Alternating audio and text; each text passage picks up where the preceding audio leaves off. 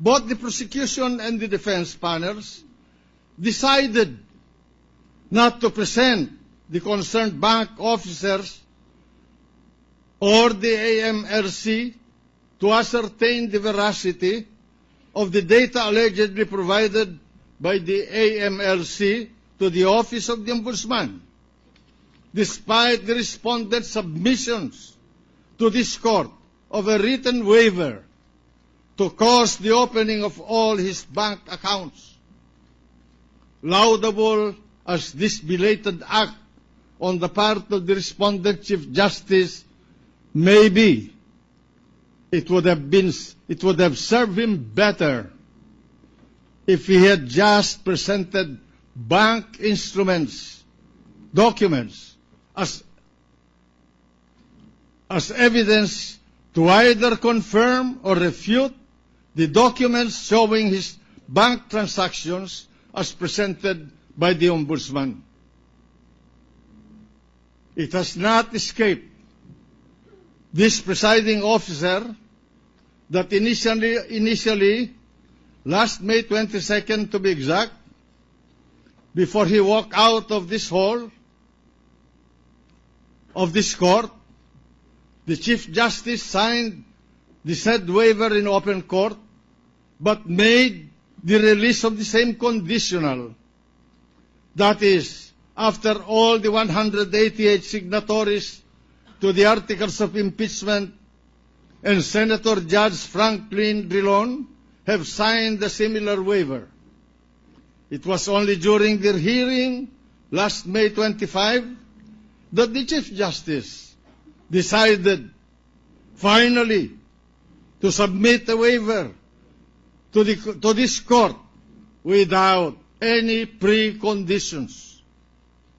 Moreover, even as the Chief Justice had full access to his own bank accounts and all the opportunity to introduce evidence to disprove the data, findings, and analysis presented by the Ombudsman or the report of the AMRC, the defense did not introduce any such evidence.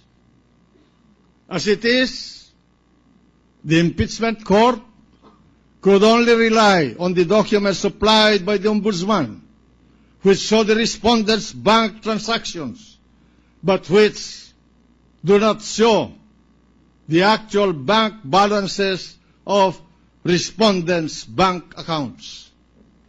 Instead, the defense presented the Chief Justice himself as its last witness and pleaded for the court's permission to allow the respondent Chief Justice to deliver an opening statement. This court, out of courtesy to the Chief Justice, as the highest magistrate of the land, decided to extend that courtesy to him, its understanding, and to exercise utmost liberality in granting the request for him to speak before us. The long narration, where the Chief Justice touched on a wide range of issues, assertions of facts, accusations, opinions, and personal sentiments, which the respondent said he found necessary to narrate in order to clear his and his family's name, was later adopted by the defense as the direct testimony of the respondent Chief Justice. The prosecution, on the other hand, waived its rights to cross-examine the Chief Justice, provided the defense would not conduct any further direct examination. Nevertheless, the respondent Chief Justice testified and admitted, in answer to questions from a member of this court, that he had around 80 million pesos in 3 peso accounts and US $2.4 million in 4 US dollar accounts. But that he had purposely not declared these assets for 2 reasons. One, that his peso accounts represented commingled funds. And 2, that he was not required to report or declare his foreign currency deposits in his SALN because they were, according to him, absolutely confidential under RA 6426. Ladies and gentlemen of this court, at aking mga kababayan, I disagree on both counts. If indeed any of the respondents' cash deposits were commingled with the funds belonging to other parties such as the Basagidote Enterprise Incorporated or his children, the respondent was still duty-bound under our laws to declare these deposits in his SALN, they being admittedly under his name by his own very declaration. The evidence is devoid of any indication that the Chief Justice was holding these funds in trust for or that they were actually beneficially owned by anyone other than himself or his wife.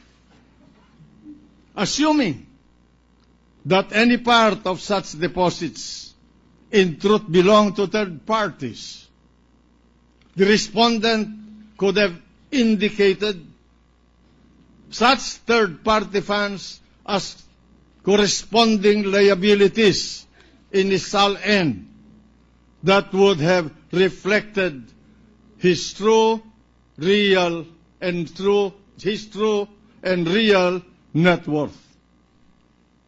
With all due respect, I believe that the respondent Chief Justice's reliance on the absolute confidentiality accorded to foreign currency deposits under Section 8 of Republic Act Number 6426 is grossly misplaced. The Constitution, in Article 11, Section 17 provides that, and I would like to quote it, a public officer or employee shall, upon assumption of office, and as often as may be required by law, submit a declaration under oath of his assets, liabilities, and net worth. The oath required him to tell the truth and nothing but the truth. So help him God. Are we now to say that this constitutional command, mandatory as it is limited to public officials, assets, or deposits in local currency? If so, would we not be saying, in effect, that the Constitution allows something less than a full, honest, and complete disclosure under the first sentence of Section 17 of Article 11? It bears noting that the prescribed form of the SALN quite simply requires public officers and employees to declare their assets, real and personal, the latter to include cash and bank deposits, bonds, and others. It does not require the public officer or employee to indicate whether or not he or she has foreign currency notes or deposits. Neither does it require details such as account numbers, account names, bank identity,